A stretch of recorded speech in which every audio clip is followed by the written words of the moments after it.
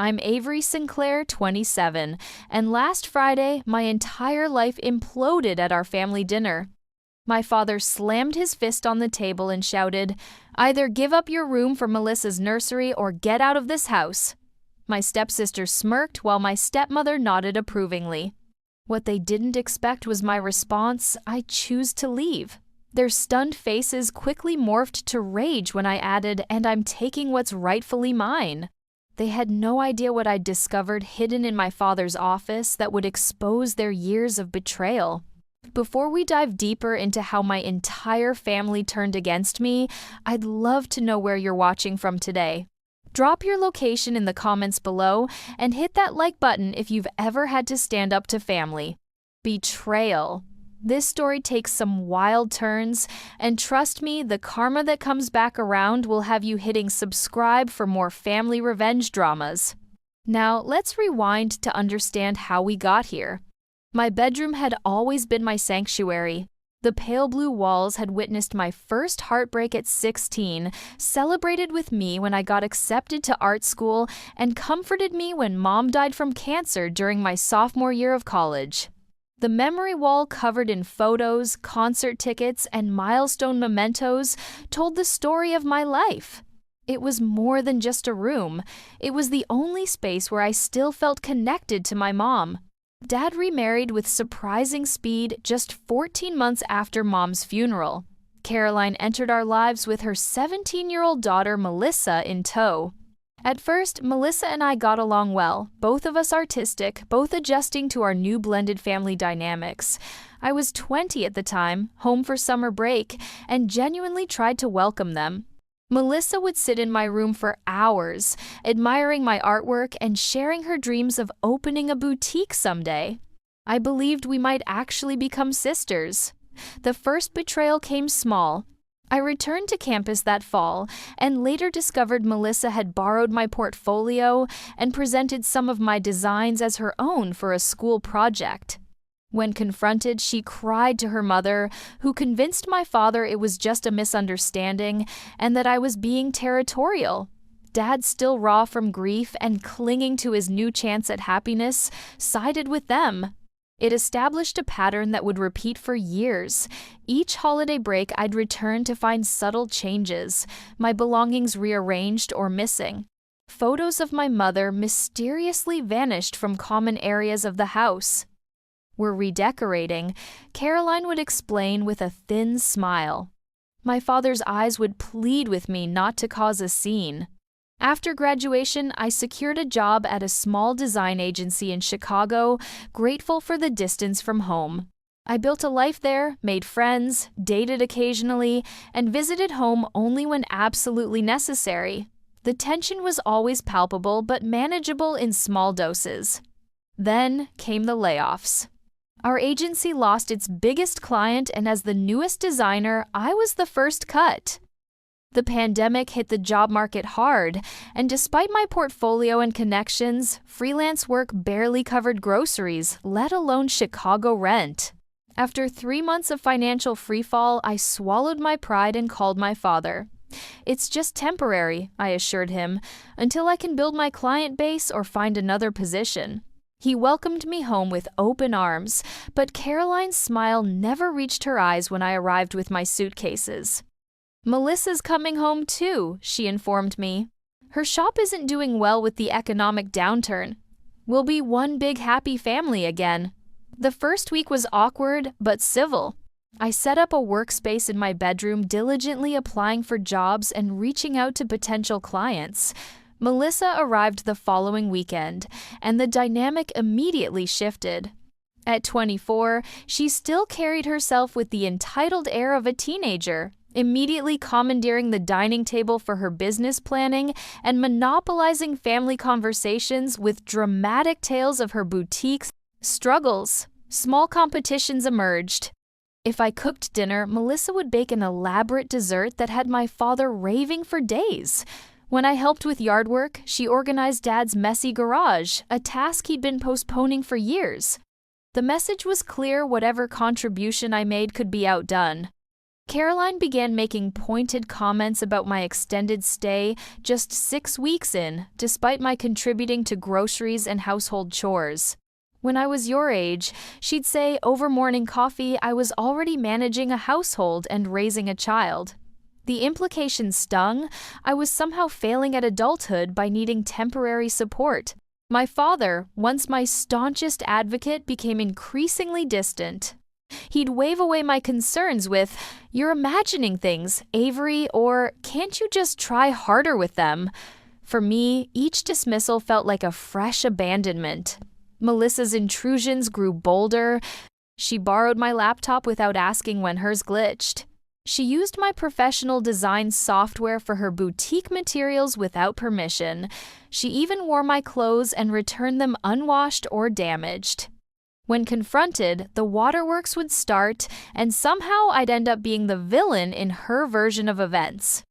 3 months into my stay, I secured enough consistent freelance work to begin apartment hunting.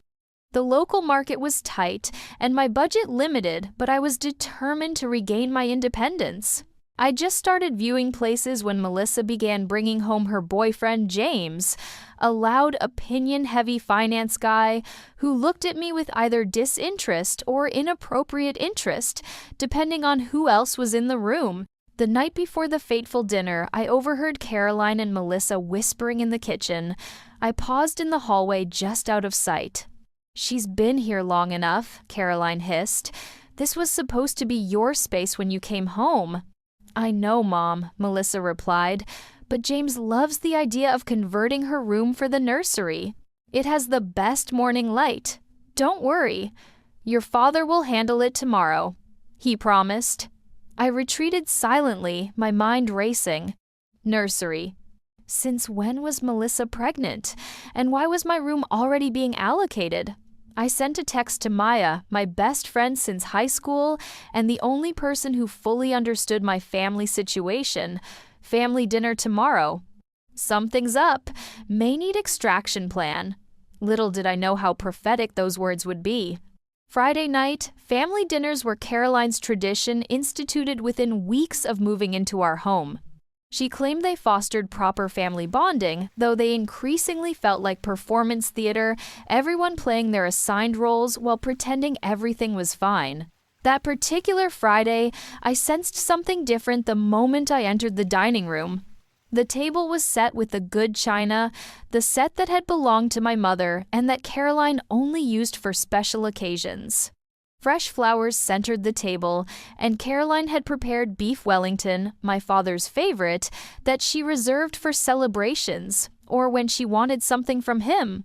Dad was already seated at the head of the table, a glass of expensive scotch in hand, another warning sign. He rarely drank hard liquor, except when steeling himself for difficult conversations.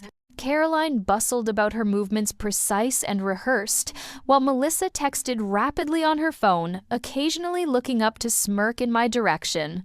"Avery, would you pour the water?" Caroline directed, though she'd already arranged everything else perfectly. I complied the mundane task, giving me something to focus on besides my growing anxiety. As we settled into our seats, James arrived 15 minutes late and without apology. He kissed Melissa dramatically before taking the seat directly across from me. "Sorry, I'm late, everyone." "Big meeting with the partners today." He loosened his tie with practiced casualness. "They're finally recognizing my potential. Promotion's coming any day now." My father nodded approvingly. That's what happens when you apply yourself in a proper profession. The barb wasn't subtle. Just last week, I'd excitedly shared landing a new client for my freelance business, my biggest yet. Dad had responded with a non-committal. "That's nice, dear," before changing the subject. We made it through appetizers with the usual forced small talk. Caroline interrogated me about my job prospects. "Surely you're looking for something more stable than this freelancing phase," while praising Melissa's entrepreneurial spirit despite her boutique's financial troubles. James dominated the conversation with detailed accounts of his workplace triumphs, each anecdote transparently designed to impress my father. The tension built steadily like pressure in a sealed container. When Caroline brought out the main course with unusual flourish, I knew the moment had arrived. Before we eat, she announced we have wonderful news to share. She reached for Melissa's hand, which suddenly displayed a sizable diamond ring. Melissa and James are engaged. And she paused for dramatic effect they're expecting. A chorus of congratulations erupted from my father and Caroline. I forced a smile and offered a generic, "That's wonderful, though." No one seemed particularly interested in my reaction. "We're thinking a spring wedding," Melissa gushed before I start showing too much. "And afterward, we'll need to start on the nursery right away." My father cleared his throat. Which brings us to an important family discussion. He looked directly at me, his expression uncharacteristically firm. "Avery, with the baby coming, we need to make some changes around here." Caroline jumped in. "Melissa's room is simply too small for a nursery. It doesn't have the right exposure or space for a proper crib and changing table. Your room, on the other hand," my father continued, "is perfect. It's larger, gets wonderful morning light, and is right across from the main bathroom." I stared at them momentarily, speechless. "My room? You want me to give up my room for Melissa's baby? It makes the most sense," Caroline insisted. "You're hardly here during the day anyway, always at those coffee shops working. You could easily move your things to the smaller bedroom." "But that's been my room since I was 8 years old," I protested, thinking of the memory wall, the built-in bookshelves my father and I had constructed together, the window seat, where I'd spent countless hours drawing and dreaming. "Oh, don't be so sentimental," Melissa interjected. "It's just a room. Besides, you're the one who's supposed to be moving out soon anyway, right?" Her tone made it clear this wasn't a question, but a pointed reminder. "We'll help you move everything this weekend," my father said, as if the decision was already made. "James has some ideas for the renovation. I'm thinking seafoam green," James offered unsolicited. "Gender neutral but still elegant. We'll need to tear out that childish window seat, of course. The window seat my father had built for my 10th birthday. The one with my mother's favorite quote carved underneath, 'To create is to live twice.'" "No," I said quietly. The table went silent. "What did you say, Caroline?" asked her voice dangerously soft. I said no. That's my room, my space. I looked directly at my father. "You promised me when Mom died that it would always be my place in this house." His eyes flickered with momentary guilt before hardening. "That was before we knew about the baby." "Circumstances change, Avery. You need to be more flexible." "Flexible," I repeated incredulously. "I've been nothing but flexible. I moved out of this house to give you and your new family space. I only came back because I had nowhere else to go, and I've been actively trying to find my own place." "Well, clearly not trying hard enough," Caroline muttered. "I have interviews lined up. I defended myself. I've been looking at apartments. I just need a little more time." Melissa rolled her eyes dramatically. "It's always more time with you. Meanwhile, my baby needs a proper room." "Your baby isn't even born yet. It won't need a room for months." My father slammed his palm on the table, making the dishes jump. "Enough. This is still my house, and I've made my decision." The words hung in the air, heavy and final. In that moment, I saw with perfect clarity what I'd been denying for years in the reconfigured hierarchy of this family. I was an afterthought, an inconvenience. The painful reminder of another life my father no longer wanted to acknowledge. "So that's it," I asked, my voice unnaturally calm. "You've all decided my room belongs to Melissa's unborn child without even discussing it with me first." "We're discussing it now," Caroline said primly. "No, you're informing me. There's a difference." I stood up slowly, napkin placed deliberately beside my untouched Wellington. "This isn't a discussion. It's an eviction notice." "Don't be so dramatic," Melissa sighed. "It's not like you don't have options." My father's face had turned an alarming shade of red. "Sit down, Avery. "You're making a scene." "I'm standing up for myself," I corrected him, something I should have done a long time ago. He pushed back from the table abruptly, chair legs screeching against hardwood. "I've had enough of this selfishness. Either give up the room for Melissa's family or get out of this house. Those are your options." The ultimatum echoed in the sudden silence. Caroline looked smugly satisfied, while Melissa feigned shock despite clearly expecting this outcome. James examined his fingernails, deliberately detached from what he likely viewed as entertaining family drama. I looked at my father, really looked at him, and saw a stranger wearing a familiar face. "I choose to leave," I said quietly. For a fraction of a second, surprise flashed across his features, quickly replaced by anger. He hadn't expected me to call his bluff. In his mind, I had nowhere to go, no resources, no choice but to acquiesce. "Fine," he spat. "Pack your things and be out by morning." I walked away from the table without another word, climbed the stairs to my room, still my room for a few more hours, and closed the door behind me. With shaking hands, I called Maya, who answered on the first ring. "The extraction plan is a go," I told her, my voice surprisingly steady. "I need a place to crash tonight." "Already making up the guest bed," she replied, without hesitation. "Want me to come help you pack?" I surveyed my room, the accumulated treasures and memories of a lifetime. "No, I'm only taking what's essential. I'll come back for the rest when they're not here." 2 hours later, I loaded my car with clothes, my laptop portfolio, and the few irreplaceable keepsakes I couldn't bear to leave behind: photos of my mother, the quilt she'd made me, my professional equipment. As I carried the last box out, my father stood in the hallway, arms crossed. "You're making a mistake," he said, his voice gruff. "Where will you go? What will you do?" "I don't know yet," I admitted. "But I do know I deserve better than this." I walked past him without waiting for a response, climbed into my packed car, and drove away from the only home I'd ever known, tears blurring the familiar streets into unrecognizable shapes. What I didn't realize then was that this ending was actually the beginning of a discovery that would change everything. Maya's apartment was small but welcoming, her spare room barely large enough for a futon and my essential belongings. She didn't ask questions. That first night just poured us both generous glasses of wine and put on our favorite comfort movie. I cried until I had no tears left, then fell into exhausted sleep, just as dawn broke through her kitchen window.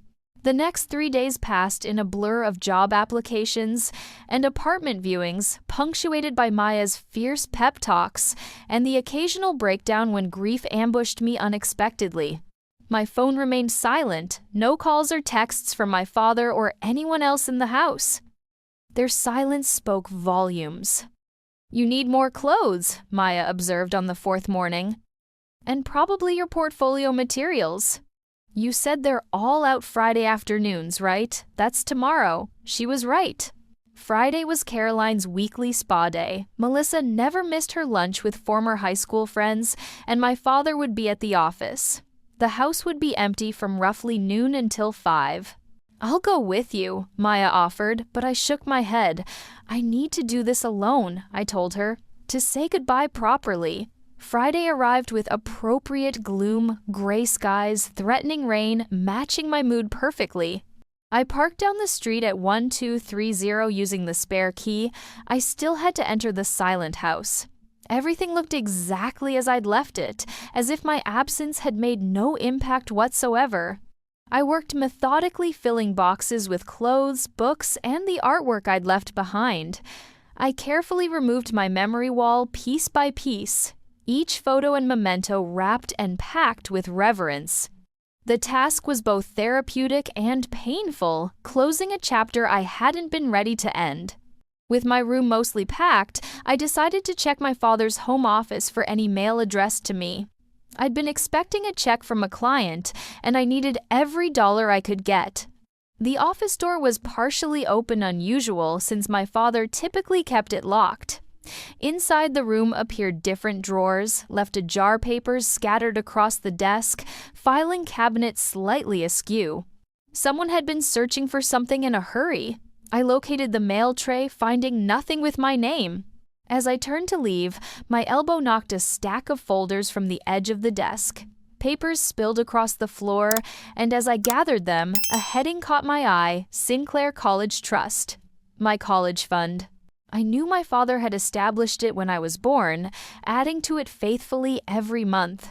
It had covered most of my undergraduate tuition, though I'd taken out small loans for living expenses. I'd always assumed it had been depleted naturally through my education. With growing unease, I examined the statements. The account had held over $120,000 when I started college, more than enough to cover my entire education. Yet according to the records, nearly $90,000 had been withdrawn in a single transaction during my junior year, leaving barely enough to cover my final semesters. The withdrawal date hit me like a physical blow 2 months after my mother died. The signature authorizing the transfer belonged to my father. Where had that money gone? I dug deeper through the scattered papers, finding bank statements showing a transfer of exactly $89,750 to Blossom Boutique LLC. Melissa's failed business venture. My hands shook as I continued searching. In a folder labeled Renovations, I found detailed plans dated 3 months earlier for converting my bedroom into a nursery, complete with contractor quotes and material selections. They had been planning this eviction long before Melissa's pregnancy announcement. Sickened but unable to stop, I turned my attention to the filing cabinet, searching for anything else they might be hiding. In the back of a drawer, I found a sealed envelope with final will and testament of a leaner Grace Sinclair printed on the front. My grandmother, my mother's mother, who had passed away just months before Mom's cancer diagnosis. I remembered little about the aftermath of her death, except that it had added to my mother's stress during her early treatments. With a strange sense of detachment, I opened the envelope and began to read. The legal language was complex, but the key points emerged with startling clarity. My grandmother had left her entire estate to be divided equally between my mother and me. If my mother predeceased me, her portion would come to me as well. The estate included her house in Maple Grove, her investments, and a significant cash sum. I had never received any inheritance. I had never even been told I was a beneficiary. Further into the file, I found correspondence between my father and the estate lawyer dated after my mother's death. My father had claimed to be handling the inheritance on my behalf since I was too young and grief-stricken to manage such responsibilities. I had been 20 years old, legally an adult.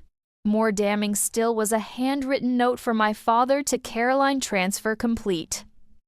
House sold, proceeds invested. A will tell her when she's more stable.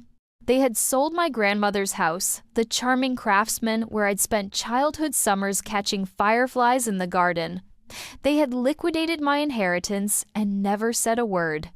I photographed everything with trembling hands, replaced the files as precisely as possible, and gathered the last of my belongings. As I loaded the final box into my car, the skies opened, rain pouring down as if the heavens themselves shared my outrage. Back at Maya's apartment, I spread the evidence before her on the kitchen table. Her expression shifted from confusion to shock to righteous anger as I explained, "This is theft, Avery," she said finally. "Actual literal theft. They stole your inheritance." I know I whispered the full implications, still sinking in. But what do I do about it? Maya's jaw set in determination. First, we secure these documents somewhere safe. Then we find you a lawyer. Not just any lawyer, one who specializes in estate fraud. That night, I barely slept, my mind racing with questions and revelations. By morning, I had made 2 decisions. I would fight for what was rightfully mine, and I would never again allow myself to be manipulated by people who claimed to love me while betraying me behind my back. "I'm not just fighting for the money," I told Maya over coffee. "I'm fighting for what my mother and grandmother wanted me to have. For the truth they tried to ensure would be protected. Maya reached across the table and squeezed my hand. Then let's make sure you win. I spent the day researching attorneys, making calls, and compiling everything I knew. By evening, I had an appointment with Sarah Chen, an attorney specializing in estate litigation, for Monday morning. The fight for justice and for my rightful inheritance was about to begin. Attorney Sarah Chen's office projected exactly the confident competence I needed. Diplomas and certifications lined the walls interspersed with abstract art in bold colors. The woman herself matched her surroundings, sharp, polished, and radiating no-nonsense efficiency in her tailored charcoal suit. Estate fraud is unfortunately common, she explained after reviewing my documents, particularly in blended families. The person controlling the assets often convinces themselves they're just reallocating resources where they're most needed. Is that a defense, I asked, stomach sinking? Not legally, no. She tapped her pen against the photos I'd taken. Based on these documents, you have a strong case. Your grandmother's will clearly named you as a beneficiary. Your father had no legal right to dispose of those assets without your knowledge or consent once you turned 18. Hope fluttered cautiously in my chest. So what happens now? First, we file for formal discovery to obtain the official will and all associated documents. We'll issue a demand letter to your father and track down the estate lawyer who allowed this to happen. She frowned. There's significant professional misconduct there as well. And if they destroyed records, financial transactions leave trails, she assured me. Even deleted digital records can often be recovered. We'll subpoena bank statements, property transfer documents, everything related to your grandmother's estate. I left her office with a strange mixture of dread and vindication. Taking legal action against my own father felt simultaneously wrong and absolutely necessary. That evening, as Maya and I discussed potential apartments I could afford with my current freelance income, my phone rang. My father's name flashed on the screen. You should answer, Maya advised. But remember, don't admit you know anything yet, and don't agree to any meetings without your lawyer. I took a deep breath and accepted the call. Hello, Avery. My father's voice sounded strained. We need to talk. About what happened? I'm listening. I kept my tone neutral, giving nothing away. I may have reacted hastily the other night. Perhaps we can discuss your living situation more calmly. Over dinner tomorrow, I don't think dinner is a good idea right now. Don't be stubborn, Avery. Caroline and I are trying to extend an olive branch here. The mention of Caroline hardened my resolve. Is this about my room or about the certified letter you received today? A telling pause. What letter? The one from Chen Legal regarding Eleanor Sinclair's estate. Silence stretched between us, heavy with implications. Avery, he finally said, voice lowered, whatever you think you know, you don't understand the full situation. Family matters should be handled within the family, not through lawyers. You mean like how you handled my inheritance or my college fund? Another silence. Then, who have you been talking to? What stories are you listening to? My own eyes, Dad. I saw the documents in your office. You went through my private papers. Anger replaced the conciliatory tone.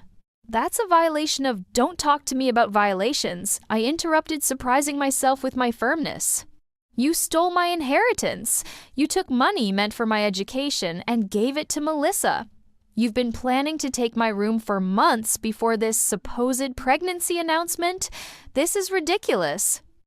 You're twisting everything. I have copies of everything. The will, the bank transfers, the renovation plans dated months ago, everything. His breathing changed, became calculated. Avery, listen to me carefully. You're making a grave mistake. If you pursue this vindictive course of action, you may win some money, but you'll lose your family. Is that what you want? The manipulation was so transparent now that I could see it clearly. The people who stole from me and lied to me for years aren't family, I replied, voice steady despite my racing heart. My mother and grandmother were my family, and I'm honoring them by standing up for what they wanted me to have. You ungrateful little, he caught himself. Fine, have it your way, but don't come crying to me when this blows up in your face. The call ended abruptly. Maya gave me a questioning look. They got the letter, I confirmed, and they're scared. The next morning, Sarah called with an update.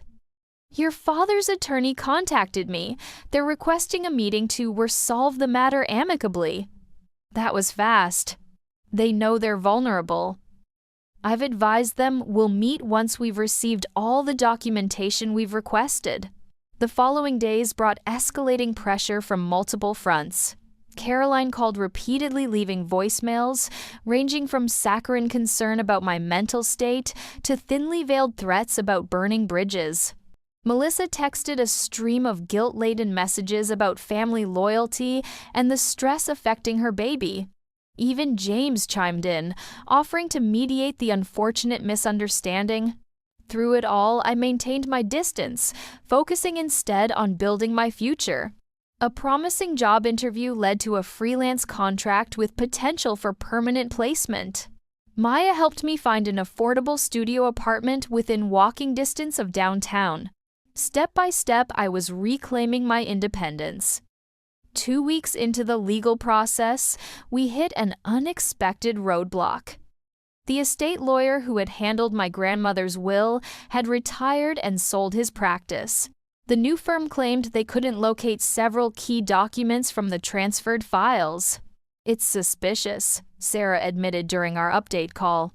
But not insurmountable. We filed court orders to obtain records directly from the financial institutions. That evening, I received a text from an unknown number. You should know what your father is doing. Call me Robert. Uncle Robert, my father's younger brother, whom I'd met only a handful of times in my life. The brothers had fallen out years ago over what my father had always vaguely described as business disagreements. I'd been discouraged from maintaining contact. I stared at the message, uncertain. It could be a trap, another manipulation tactic, but something told me to take the risk. I think my uncle knows something, I told Maya, showing her the text. Worth hearing him out, she agreed. But be careful. I called the number, heart pounding. Avery, a warm, familiar voice, answered. Thank you for calling back. Uncle Robert, how did you get my number? Your friend Maya. I reached out through her photography business website when I couldn't find you directly. He paused. I heard you're finally standing up to William. You know about the inheritance. I know a lot more than that, he said grimly. And I think it's time you did too. Robert Sinclair looked remarkably like my father, same strong jawline and tall frame, but his eyes held a kindness I hadn't seen in my father's gaze for years. We met at a quiet cafe, halfway between his suburban home and my new apartment, both of us cautious assessing. I should have reached out sooner. He began stirring his coffee absently, but William made it nearly impossible. He told the family, you didn't want contact, that you blamed us all for your mother's death. What, I never said anything like that. Robert nodded sadly. I suspected as much. Your father has always excelled at creating narratives that serve his purposes. Why did you really stop speaking to each other? I asked directly. Dad always said it was about business. In a manner of speaking. Robert's expression hardened. It was about ethics. About 15 years ago, William and I shared management of a family investment fund, money from our parents, some cousins. I discovered he was diverting funds, making unauthorized investments. When I confronted him, he claimed he was just being aggressive with growth strategies. The parallels to my situation were unmistakable. I insisted we come clean to the family. He refused. Things escalated, and eventually I had to make a choice: keep quiet or blow the whistle. Robert looked down. I chose the latter. The family was divided. Some forgave him after he repaid everything with interest. Others, including me, couldn't trust him again. And my mother, did she know Catherine knew something happened, but not the details? William convinced her it was just brotherly rivalry. She wanted to believe the best of him. I absorbed this, recognizing the pattern. So when you heard about my legal case, I knew immediately what had likely happened. He reached into his briefcase and pulled out a manila folder. I've been gathering information since I heard. Bank records showing the sale of Eleanor's house. Documentation of investment liquidations. And this, he slid a document across the table, a letter from your grandmother to you, meant to be delivered upon her death. William intercepted it. With trembling fingers, I opened the yellowed envelope. Inside was a handwritten letter in my grandmother's elegant script. My dearest Avery, if you're reading this I have passed on, please know that you brought immeasurable joy to my life. Your creativity, your compassion, your spirit, all remind me so much of your mother. I've arranged for you to inherit my home and investments. The house especially I hoped might give you a foundation, a place of your own when you're ready for it. Your mother agrees this security is the greatest gift I can offer you. Trust yourself, darling girl. Your intuition is strong, your heart is good. These will guide you better than any advice I could offer. With eternal love, Grandma Eleanor. Tears blurred my vision. This connection to my grandmother and mother, this message they'd intended for me, had been deliberately kept from me for years. There's more, Robert said gently. I've been in touch with Eleanor's former neighbors. The house sat empty for months after her death, before William suddenly arranged for a quick sale. Well below market value to a development company where coincidentally Caroline's brother is a partner. I looked up sharply. So, not only did they steal my inheritance, they potentially sold it at a loss to benefit Caroline's family. It appears that way. Robert hesitated. There's something else you should know. About the timing of your mother's treatment decisions. A cold feeling settled in my stomach. What about them? Catherine's first oncologist recommended an aggressive treatment protocol, expensive but promising. William claimed insurance wouldn't cover it, and they couldn't afford it otherwise. She switched to a less optimal treatment plan, but the inheritance would have covered it. I whispered the implications crashing over me. Robert nodded grimly. I only learned this recently from her former nurse. I can't prove William knew the inheritance could have paid for better treatment, but it fits the pattern. I finished a new level of betrayal washing through me. My mother might have had a better chance if my father hadn't been hiding her mother's estate. We talked for hours, Robert, sharing everything he knew, offering copies of all his documentation. As afternoon faded into evening, he made one final offer. I know a forensic accountant who can trace every penny of your inheritance. She's helped me put together what I have so far, but with legal discovery powers, she could find everything. I called Sarah Chen from the cafe, connecting her with Robert and his accountant. By the time we parted, I had more than an ally. I had conclusive evidence and a strengthened case.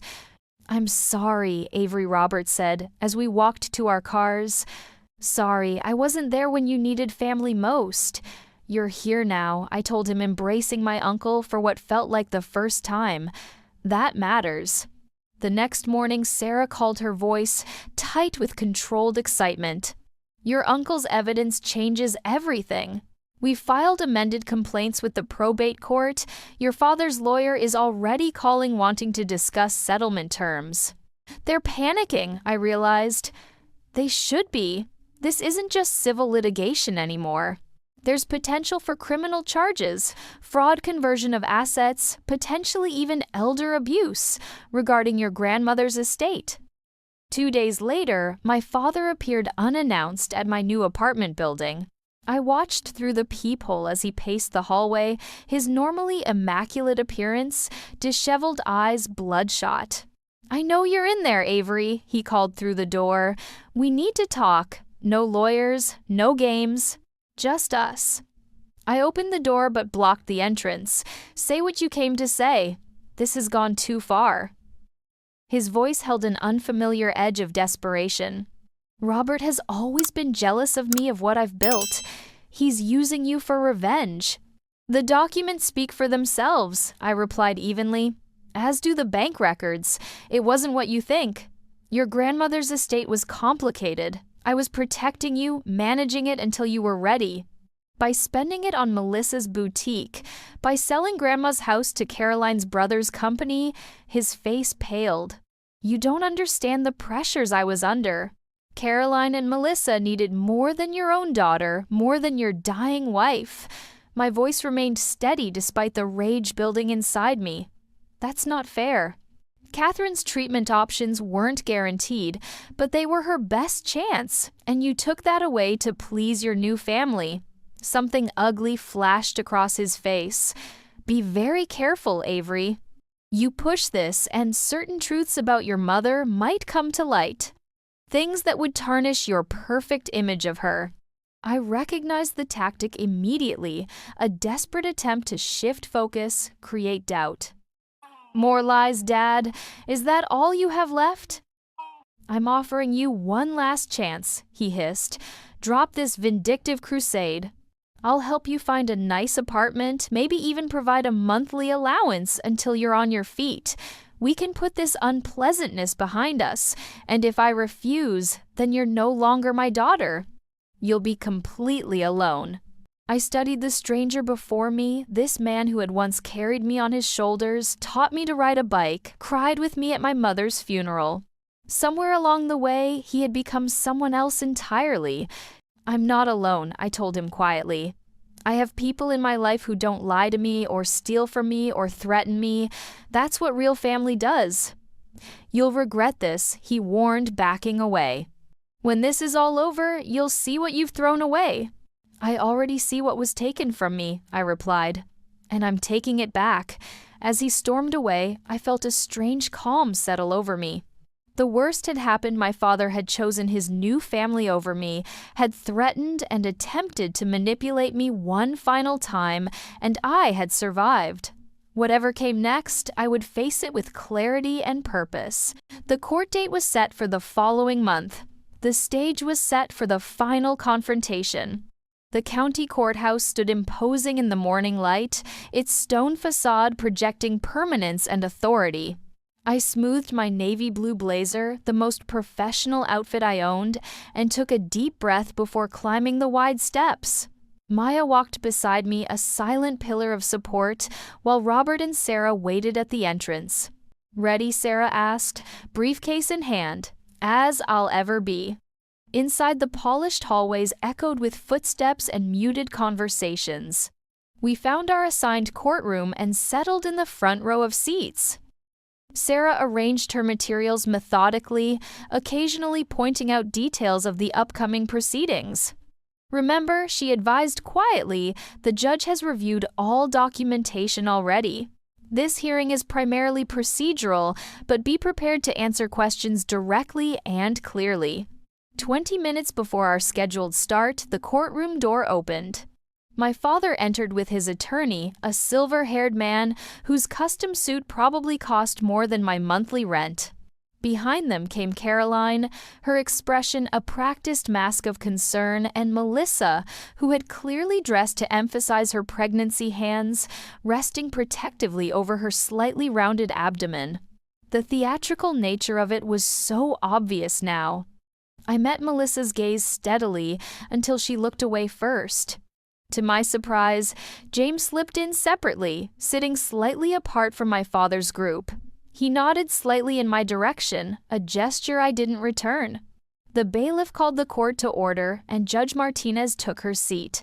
In her mid-50s, with sharp eyes that missed nothing, she immediately established control of the room. "This is a hearing regarding the estate of Eleanor Grace Sinclair and allegations of improper asset management." She began reviewing the case files. "I've thoroughly examined the evidence submitted by both parties and find sufficient cause to proceed." My father's attorney stood. "Your Honor, we believe this matter could be resolved without taking the court's valuable time. My client is prepared to offer a generous settlement." Judge Martinez raised an eyebrow.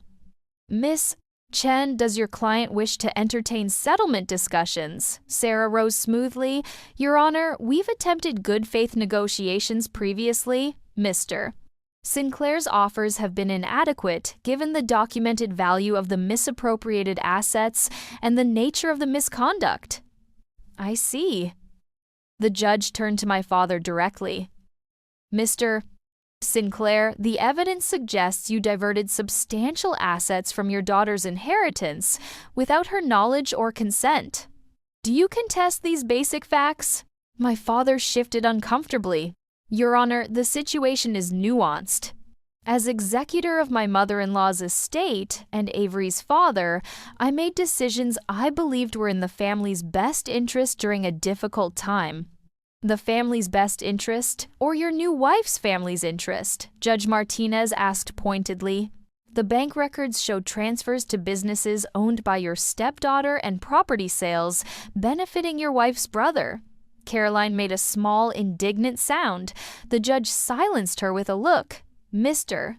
Sinclair, this court takes a very dim view of executors who treat estate assets as personal funds.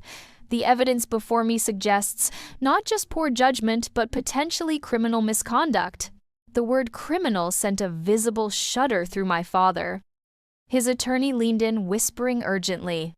Your Honor, the attorney said, my client acknowledges certain oversights in his fiduciary duties and is prepared to make full restitution. Sarah stood again.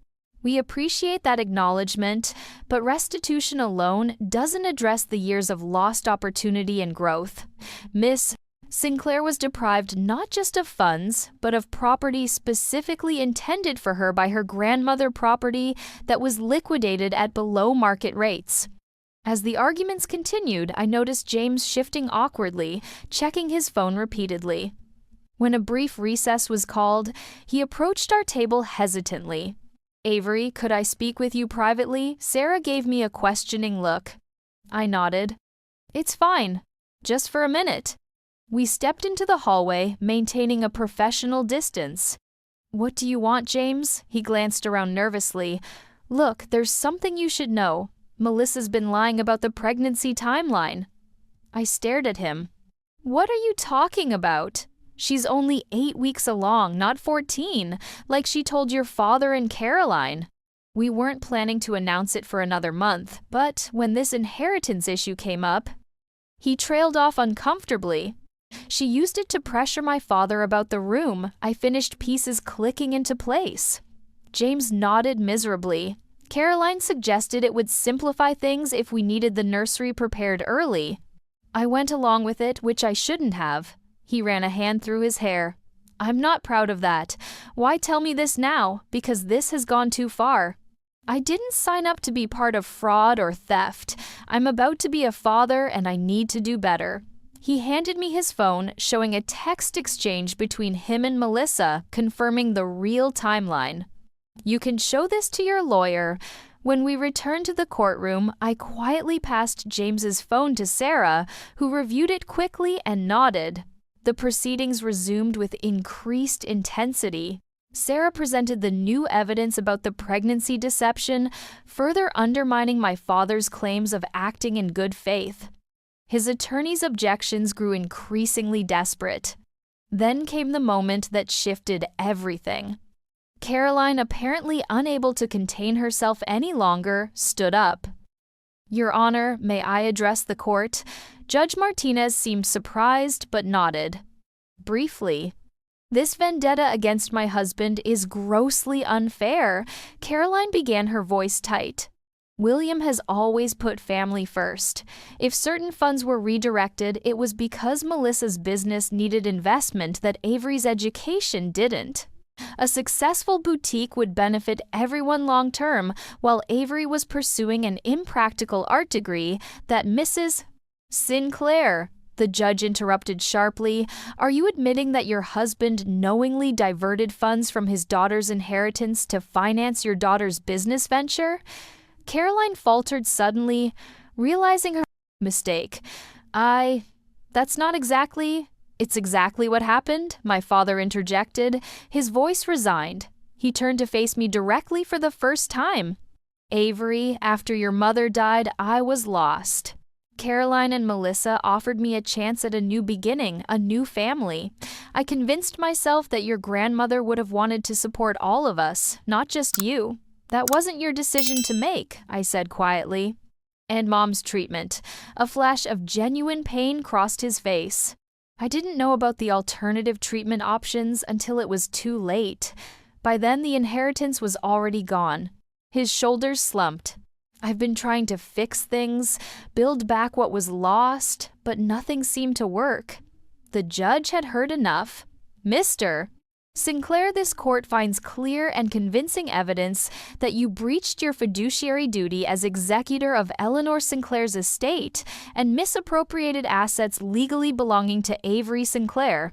I am ordering full restitution of all diverted funds, plus statutory interest from the date of misappropriation.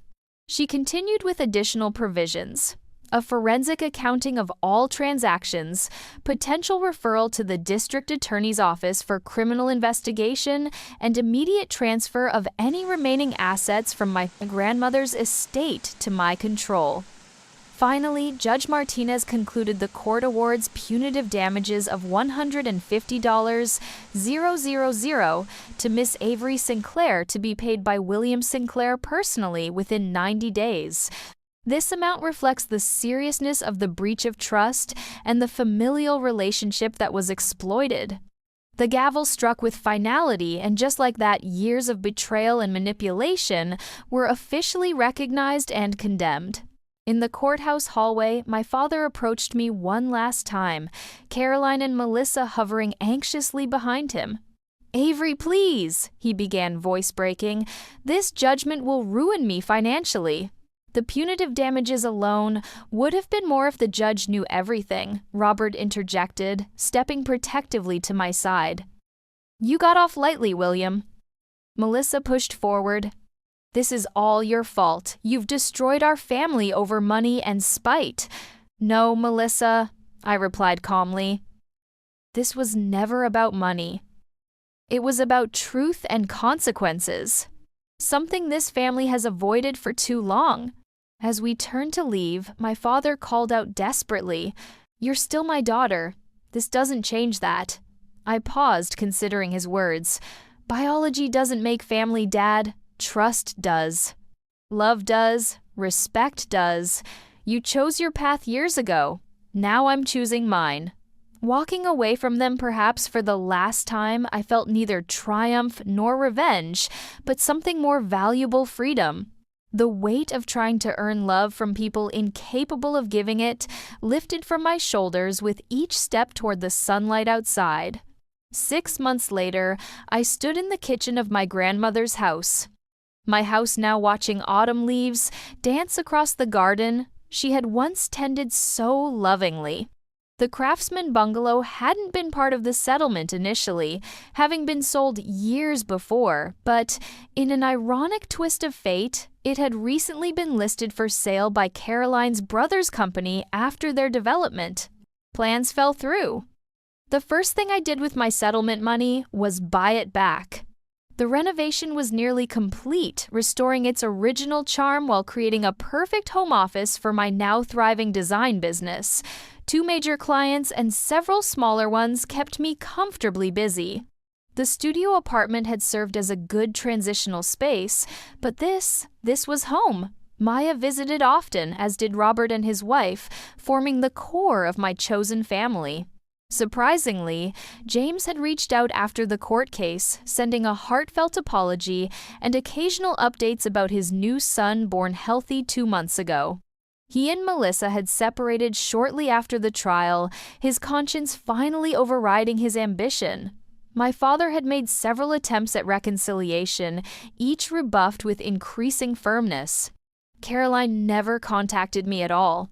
Through Robert, I learned they had been forced to sell their house to pay the settlement and now lived in a modest condo. Melissa had moved back in with them, temporarily struggling as a single mother. I felt no satisfaction in their difficulties, but neither did I feel responsible. Each of us makes choices in lives with the consequences, a lesson they had taught me all too well. Today, as I arranged fresh flowers in my grandmother's crystal vase, I felt her presence more strongly than ever. The letter she'd written me was framed on my desk, a daily reminder of the women whose love transcended even death. My mother's quilts adorned the guest beds, her books filled the shelves, her spirit infused every room. The doorbell rang Maya, arriving for our weekly dinner tradition. As I opened the door to her smiling face, I knew with absolute certainty that I had chosen correctly that fateful night at the family dinner. I had chosen truth, justice, and ultimately freedom. Would you believe life actually rewards you for standing up for yourself? If you've ever experienced family betrayal or had to fight for what's rightfully yours, I'd love to hear your story in the comments. This journey taught me that family is defined by actions, not blood, a lesson I'll carry forever. If this resonated with you, please like, subscribe, and share to help others who might be struggling with similar situations. Thank you for being part of my healing journey, and remember, sometimes choosing yourself is the bravest choice you can make.